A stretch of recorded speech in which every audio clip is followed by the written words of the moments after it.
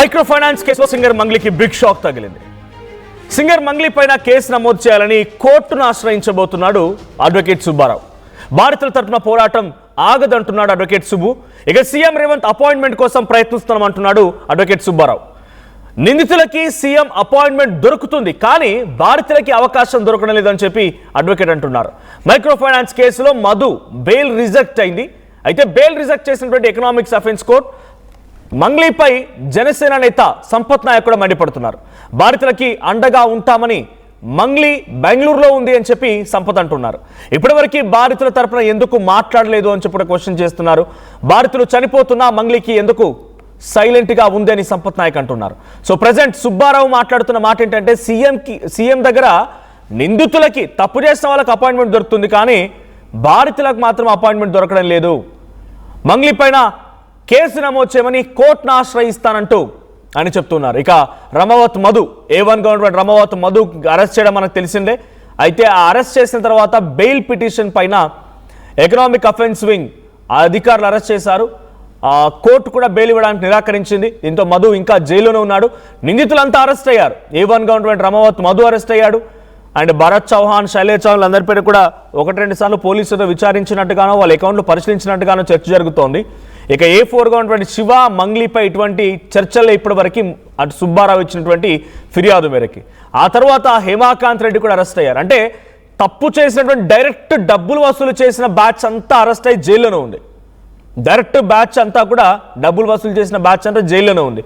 కానీ ఆ డబ్బు ఎక్కడ పోయిందో ఎవరికి తెలియదు. ఆ డబ్బు ఎక్కడ ఉంది, ఎవరెవరి చేతులు మారింది, దీని వెనక ఎవరెవరు ఉన్నారు, ఎవరి పాత్ర ఎంత అనేది మాత్రం ఇంకా అధికారులు తేల్చలేకపోతున్నారు. సో ఇప్పటివరకు ఇంకా ఈ కేసు సైలెంట్గానే ఉండిపోయింది, మగ్గిపోయింది. సో ప్రజెంట్ పోలీసులు దీనిపై ఎక్కడ రియాక్షన్ ఇచ్చే దాఖలాలు కూడా లేవు. మంగ్లీ పైన ఆరోపణలు వినిపిస్తున్నటువంటి ప్రధానమైనటువంటి మైక్రో ఫైనాన్స్ కేసులో నిందితులందరినీ అరెస్ట్ చేసిన డబ్బు ఎక్కడ పోయిందని మాత్రం పోలీసులు తేల్చలేకపోతున్నారు. ఇక సుబ్బు ఇచ్చిన ఫిర్యాదు మేరకి A4 శివ అండ్ మంగ్లీ పైన ఇప్పటివరకు పోలీసు ఎటువంటి చర్యలు లేవనేది సుబ్బు చెప్తున్నమాట. సో దానికే కోర్టును ఆశ్రయిస్తాను, కోర్టు దగ్గరికి వెళ్ళి మంగ్లీపై కేసు నమోదు చేయమని నేను రిక్వెస్ట్ చేస్తాను అని చెప్పి సుబ్బు అంటున్నారు. ఒకసారి సుబ్బు ఏం మాట్లాడారో చూద్దాం. లేదు, ఖచ్చితంగా తప్పు చేసిన వాళ్ళందరినీ కూడా కోర్టులో నిలబెడతాం. తప్పకుండా బాధితులకు న్యాయం జరిగి. అందరికీ నమస్కారం అండి. నేను మీ హైకోర్టు అడ్వకేట్ సుబ్బుని మాట్లాడుతున్నా. అందరూ అడుగుతున్నారు, సార్ ఏమైంది, మంగ్లీ కేసు ఏమైంది సార్, మంగ్లీ గారి కేసు ఏమైంది సార్ అని చెప్పేసి. ఏం కాలేదండి, ఇంకా రన్ అవుతుంది. కాంప్రమైజ్ అయ్యారా, ఏమైంది అని చెప్పేసి అంటున్నారు. అడ్వకేట్ సుబ్బు ఎప్పుడు కూడా అలా కాంప్రమైజ్ అయ్యే వ్యక్తి కాదండి. బాధితుల తరపున ఖచ్చితంగా న్యాయం జరిగేంత వరకు పోరాటం చేస్తుంటాం. అయితే ముఖ్యమంత్రి గారి అపాయింట్మెంట్ కోసం చాలా సార్లు ప్రయత్నించాం, కానీ కుదరలేదు. ఉప ముఖ్యమంత్రి బట్టి గారి అపాయింట్మెంట్ కోసం వాళ్ళ PA గారిని కూడా సంప్రదించాం. తర్వాత అది కూడా కొంతవరకు సఫలీకృతం అయ్యే ప్రాసెస్ లో ఉంది. అదేవిధంగా మినిస్టర్ సీతక్క గారిని కూడా కలవడానికి ప్రయత్నం చేస్తాను, అది కూడా ప్రాసెస్ లో ఉంది. కానీ నాకు అర్థం కాని అంశం ఏంటంటే, నిందితులకి సెకండ్స్ లో దొరికే అపాయింట్మెంట్ బాధితుల తరఫున పోరాడుతున్నటువంటి సుబ్బుకు, అడ్వకేట్ సుబ్బుకు మాత్రం ఎందుకు దొరకట్లేదు అనేది నాకు అర్థం కాని అంశంగా మిగిలిపోయింది. కానీ ఈ కేసులు ఇంతవరకు ఎటువంటి రాజీలు జరగలేదండి. అంతా కంటిన్యూగా జరుగుతూనే ఉంది. మంగ్లీని విడిచిపెట్టేది లేదు. ఖచ్చితంగా తప్పు చేసిన వాళ్ళందరినీ కూడా కోర్టులో నిలబెడతాం. తప్పకుండా బాధితులకు న్యాయం జరిగేంత వరకు పోరాడతాం. అడ్వకేట్ సుబ్బు కాంప్రమైజ్ కాలేదు. అడ్వకేట్ సుబ్బు ఇప్పటికీ ఎప్పటికీ ఒకేలా ఉంటాడు. సో దయచేసి అందరూ గమనించండి. రైట్. సో ఇది సుబ్బు మాట్లాడుతోంది. కాంప్రమైజ్ అయ్యారా అని చెప్పి నా మీద చాలా మంది అనుమానం వ్యక్తం చేస్తున్నారు. ఎక్కడ కాంప్రమైజ్ లేదు. చాలా మంది సీతక్క అపాయింట్మెంట్ కోరాను, సీఎం అపాయింట్మెంట్ కోరాను, డిప్యూటీ సీఎం అపాయింట్మెంట్ కోరాను అని చెప్తున్నారు. ఏదేమైనా ఈ స్కామ్లో మొత్తంగా బాధితులు ఉంది గిరిజన వర్గాలు, అట్ ది సేమ్ టైం ఎస్టీలే, బంజారా, గిరిజన ఆ సామాజిక వర్గాలకు సంబంధించిన వాళ్ళే. కొన్ని కోట్ల రూపాయలు అందరికీ అధిక వడ్డీ ఆశ చూపించి చాలా భయంకరంగా వారి దగ్గర నుంచి డబ్బులు వసూలు చేసి ఈ రకంగా మొత్తాన్ని టోపీ పెట్టి పరారైపోయారు.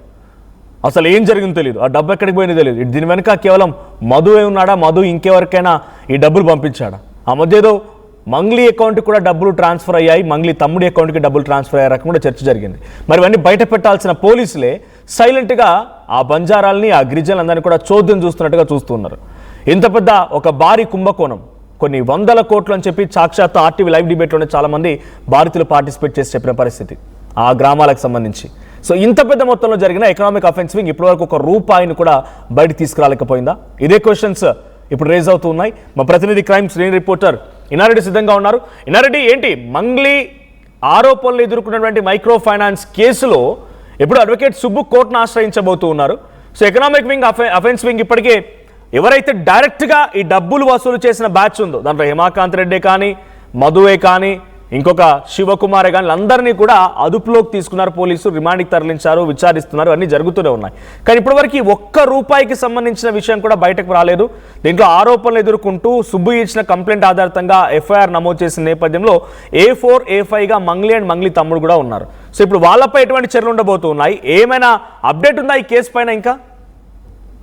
ఎస్ మనోజ్, ప్రస్తుతం అయితే మాత్రం ఎప్పుడైతే ఈ భగీరథ కేసు వచ్చిన తర్వాత మంగళ కేసు విషయంలో ఏం జరుగుతుందని చెప్పేసి అది కూడా మనం గమనిస్తే దాదాపుగా 100 కోట్లకు పైబడిన ఈ స్కామ్ లో అందరూ కూడా చాలా పెద్ద ఎత్తున బాధితులు ఉన్న నేపథ్యంలో ఎకనామిక్స్ ఆఫీసింగ్ కూడా చాలా తీవ్రంగా ఈ విషయం మీద చాలా సీరియస్ గా ఎంక్వైరీ అయితే కొనసాగిస్తా ఉంది. దీంట్లో మధుకు సంబంధించి కావచ్చు, మిగతా వాళ్లకు బెయిల్ రాకుండా కూడా అప్డేట్ చేసి బెయిల్ రాకుండా చేయడం జరిగింది. దీని మీద ఇలాంటి అంటే ఇన్వెస్టిగేషన్ సీరియస్ గా జరుగుతున్న క్రమంలో ఎట్టి పరిస్థితుల్లో కూడా ఆ బెయిల్ ఇవ్వడానికి నిరాకరించిన కోర్టు. ఇదే నేపథ్యంలో మరోవైపున ఈ కేసులో అడ్వకేట్ గా ఉన్న సుబ్బు కూడా ఇది వెకేషన్ టైం కాబట్టి తర్వాత హైకోర్టులో నేను పిటిషన్ దాఖలు చేస్తాను, దీంట్లో అంటే బాధితులందరూ కూడా మంగ్లీ ఇన్వాల్వ్మెంట్ ఉంది, మంగ్లీకి సంబంధించి ఆమె ఉంది కాబట్టే మేము చాలా మంది డబ్బులు కట్టాము, తర్వాత మంగ్లీ తమ్ముడు కూడా మేము ఉన్నాము మీకు ఏం లేదన్న భరోసా ఇవ్వడం జరుగుతా ఉంది.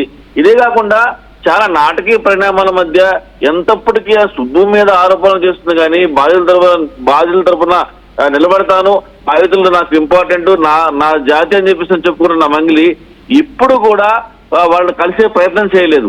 అవసరమైతే మీడియా గొంతు నొక్కడానికి మీడియా మీద కేసులు పెట్టి నా మీద అనవసరమైన ఆరోపణలు చేస్తానని చెప్పేసి నా విషయం చేస్తుంది కానీ బాధితుల దగ్గరకు వచ్చి వాళ్ళకు సముదాయించడం కానీ వాళ్ళ తరపున పోరాటం చెప్పడం కానీ వాళ్ళకి హామీ ఇవ్వడం కానీ చేయకపోవడం తోటి అనేక అనుమానాలు ఇంకా వ్యక్తమవుతా ఉన్నాయి. బాధితులతో మనం మాట్లాడాం, చాలా మందితో మాట్లాడిన నేపథ్యంలో కూడా మాకు న్యాయం జరుగుతుందని చెప్పిన ఆశాభావం వ్యక్తం చేస్తున్నాం కానీ మాకు ఎవరు కూడా సపోర్ట్ చేయడం లేదని చెప్పిన నేపథ్యంలో సుబ్బుతో మాట్లాడినప్పుడు దీని మీద మంగ్లీ మీద అంటే దీంట్లో రకరకాలైన ఆరోపణలు వస్తున్నాయి కాబట్టి వెకేషన్ కోర్ట్ తర్వాత ఖచ్చితంగా నేను హైకోర్టును ఆశ్రయిస్తాను, కేసు నమోదు చేయమని చెప్పేసి తర్వాత దీని మీద ఇన్వెస్టిగేషన్ చాలా స్పీడ్ గా నడవాలి. ఇలాగా జరిగితే మాత్రం చాలా మంది బాధితులు ఒక్కసారి అటు సంపత్ నాయక్ కూడా దీనిపైన అటు గ్రామాలకు వెళ్ళడం కానీ ఆ బాధితులతో పలుమార్లు ప్రెస్ మీట్లు పెట్టడం కానీ మంగ్లీ పైన అనేక రకాల ఆరోపణలు చేసుకొచ్చారు. ఒకసారి సంపత్ నాయక్ ఏం మాట్లాడారు చూద్దాం. ఐ కంటిన్యూ విత్ యూ, ఒకసారి హోల్డ్ లో ఉండండి. మంచిగా బెంగళూరులో పోయి పాటలు పాడుకుంటుండ్రు, లేకపోతే తెలుగు రాష్ట్రాలలో లేదు. నేను వాళ్ళకు కూడా చెప్తున్నాను, మీరు ఇప్పటి వరకైనా మీరు బాధితులకు అండగా ఉంటా అన్న మంగ్లీ మేము ఇన్ని రోజుల నుంచి చూస్తున్నాం. బాధితులకు అండగా ఉండడం దేవుడికి ఎరగని పోయి బెంగళూరులో పోయి పాటలు పాడుకుంటుంది. సంతోషం, వెళ్ళండి పాటలు పాడుకోండి, కానీ బాధితుల తరపు నుంచి నిలబడాలి కదా నువ్వు. పోనీ బాధితులు అరే లాయర్కు ఇన్ని రోజులు మేము కష్టపడి మీ తరపు నుంచి నిలబడ్డాం, మీరు స్వతహాగా లాయర్లను పెట్టుకోండి అని మేము ఆల్రెడీ ఒక గ్రూప్ కూడా క్రియేట్ చేసినాం. ఇండివిజువల్ కేసులు వేసుకోండి అంటే వాళ్ళు ఈవోడబ్ల్యూకి వెళ్తే అక్కడ కేసులు తీసుకోలేదు. సో మేము త్రూ లాయర్ ద్వారానే దట్టు వీళ్ళకు ఇప్పుడు ఏంటంటే ఇది కూడా లాయర్ కూడా ఉచితంగా రావాలి వీళ్ళకు బాధితులకు. సో అందుకని చెప్పేసి లాయర్ని కూడా మేము మాట్లాడడం జరుగుతుంది. కొద్ది రోజుల్లోనే మీకు పూర్తి వివరాలు కూడా ఇస్తానని తెలియజేసుకుంటూ నేను మీ సంపత్ నాయక్ని డెఫినెట్లీ ఎక్కడ తగ్గేది లేదు. మీకోసం ప్రజల కోసం వాటిని సంపత్ నాయక్ మాట్లాడుతున్నమాట. సో ఇన్నారెడ్డి ఇప్పుడు తనేంటి బెంగళూరులో ఉంది, పారిపోయింది అనే రకంగా సంపత్ నాయక్ అంటూ ఉన్నారు. నిజమేనా? అంటే ఈ రకమైన చర్చ ఆ బాధితుల్లో కూడా ఉందా? ఖచ్చితంగా మనోజ్, అంటే ఆమె హామీ ఇవ్వడం జరిగింది, తర్వాత ఆమెను చూస్తే డబ్బులు కట్టామని చెప్పేసి నెత్తిడూరు బాదుకుంటున్న పేద బలహీన వర్గాలకు చెందిన ప్రజలు మాట్లాడిన నేపథ్యం మనం చూసాము, వాళ్ళ ఆవేదన కూడా మనం చూసాము. అయినప్పటికీ కూడా ఏ మాత్రం లెక్క చేయకుండా ఆమె తన పని తను తెలుసుకునే పోతూనే ఉంది, పాటలు పాడుతూనే ఉంది. తర్వాత ఆమె ఎక్కడా కూడా బాధితుల తరపున మాట్లాడే ప్రయత్నం కానీ బాధితులతో కలిసే ప్రయత్నం కానీ తన జాతి బిడ్డలు ఏ రకంగా మోసపోయారో అని చెప్పని ఇంత భారీ ఎత్తున ఆరోపణలు ఎదుర్కొంటున్నా కూడా ఎక్కడా కూడా వాళ్ళు కలిసే ప్రయత్నం చేయలేదు. ఇదే కాకుండా మనోజ్ చాలాసార్లు మనం చెప్పుకున్నాం, ఇంత జరుగుతున్నా మధు మీద మంగ్లీ ఎందుకు కేసు పెట్టలేదు, ఎందుకని ఆమె మధు ఎంతప్పటికీ అడ్వకేట్ సుబ్బారావు మీద కేసు పెడుతుంది, లేకపోతే అవసరమైతే మీడియా మీద కూడా కేసులు పెడుతుంది, కానీ మధు మీద అంటే తన జాతి వాళ్ళను తన పేరు చెప్పి మోసం చేసినప్పుడు మనోజ్ మనం ఒక విషయం చాలా లాజికల్ గా గమనిస్తే ఎవరైనా సరే నీ పేరుతో నా పేరుతో కనుక ఎవరైనా ఏదైనా ఇష్యూ చేస్తే మనం ఖచ్చితంగా పోయి పోరాడతాం, నా పేరు ఎందుకు వాడుకున్నావు అని చెప్పని ఖచ్చితంగా కేసు పెడతాం. ఇది చాలా సింపుల్ లాజిక్. అయినప్పటికీ కూడా ఏ మాత్రం ఆ మధు మీద కేసు పెట్టకుండా మీడియా మీద కేసు పెట్టేసింది. తర్వాత దీని మీద ఫైట్ చేస్తున్న సుబ్బారావుకి సపోర్ట్ ఇవ్వాలా, మోరల్ సపోర్ట్ ఇవ్వాలా. అదే కాకుండా అసలు సుబ్బారావుని బెదిరించే ప్రయత్నం చేస్తా ఉంది. అంటే ఎలాంటి ఇన్వాల్వ్మెంట్ లేకపోతే సుబ్బారావుని బెదిరించాల్సిన అవసరం ఏంది? ఇలాంటి చాలా ప్రశ్నలు, సమాధానమైన చాలా ప్రశ్నలు బాధితులు వ్యక్తం చేశారు. అయినప్పటికీ కూడా ఏ మాత్రం లెక్క చేయకుండా తన జాతి ఏమైనా పర్లేదు, నాకు డబ్బులు ముఖ్యం, నేను నా పని చేసుకుంటూ పోతాను చెప్పని హ్యాపీగా పాటలు పాడతామని ముందు చెప్పాడు. పాటలు పాడుకోవటం ఆమె లైఫ్ స్టైల్. కానీ తన తరపున తన పేరు చెప్పి మోసపోయిన బాధితులకు న్యాయం ఎందుకు చేయటం, దాని మీద కూడా ఖచ్చితంగా ఇప్పుడు వెకేషన్ కోర్టు కాబట్టి కొన్ని కేసులు నమోదు కాలేదు. సంపద నాయక్ చెప్పినట్టుగా డెఫినెట్ గా వెకేషన్ కోర్టు తర్వాత మరికొన్ని కేసులు నమోదయ్యే అవకాశం ఉంది. సుబ్బారావు కూడా మరికొన్ని కేసులు నమోదు చేసి దీని మీద స్పీడప్ చేయడం కాకుండా మనం చూస్తా ఉన్నాం. బండి భగీరథ కేసులో 2 సిట్లు ఏర్పాటు చేయడం జరిగింది. మరి ఇంతమంది బాధితులు ఉన్నప్పుడు దీంట్లో ఇంకా సీరియస్నెస్ కనుక రావాలంటే పోలీసు సీనియర్ అధికారులతో పాటు ఒక సిట్ ఏర్పాటు చేయడం కానీ, ఒక ఇన్వెస్టిగేషన్ టీం ఏర్పాటు చేయడం కానీ చేస్తే. కానీ పోలీసు నిర్లక్ష్యం చేస్తున్నారు ఈ కేసు విషయంలో. అందరూ కూడా బంజారాలే, అందరూ యూనిటీగా లేరు, వారంతా చెట్టుకొకరు పుట్టకొకరులా ఉండిపోయారు, పెద్దగా ఫైట్ చేసే నాలెడ్జ్ కూడా లేదు, అంతా అజ్ఞానులు, ఇల్లిటరేట్స్ అనే రకంగా పోలీసు కూడా సైలెంట్ అయిపోతున్నారు. ఎందుకంటే నిందితులంతా పోలీసుల చేతిలోనే ఉన్నారు. కొన్ని కోట్ల రూపాయలు దండుకున్నటువంటి ఆ వ్యక్తులు, అది హేమాకాంత్ రెడ్డి పేరు ప్రధానంగా కొంతమంది బాధితులు చెప్తున్నా, మధు పేరు అందరూ చెప్తున్నా, వీళ్ళంతా ఉంది పోలీసుల చేతిలోనే కదా. ఒక్క రూపాయి తీయలేకపోయారు. ఈ ట్రాన్సాక్షన్స్ ఎక్కడ పోయాయి, ఈ డబ్బులను ఎక్కడి నుంచి వచ్చాయి, ఏం చేశారు, ఇవన్నీ ఏం చూపించలేకపోతున్నారు. ఇంతవరకు ఎటువంటి ఇన్వెస్టిగేషన్ సాగింది ఈనారెడ్డి? మనం చూసాం ఎకనామిక్ అఫెన్స్ డీసీపీ ముత్యం రెడ్డి గారితో మనం మాట్లాడడం జరిగింది. ఇన్వెస్టిగేషన్ మాత్రం సీరియస్ గా జరుగుతుంది. అంటే మీడియాలో హైలైట్ అవ్వట్లేదు కానీ పోలీసులు మాత్రం తమ పని తీసుకుంటూ పోతూనే ఉన్నారు. దీంట్లో చాలా కీలకమైన విషయాలు అయితే మేము రాబట్టగలిగాము. తర్వాత ట్రాన్సాక్షన్ సంబంధించి అంటే ఎకనామిక్ అఫెన్స్ అనేది ఆర్థిక పరమైన అంశాలను ఆధారంగా చేసుకొని ఇన్వెస్టిగేషన్ చేస్తా ఉంది.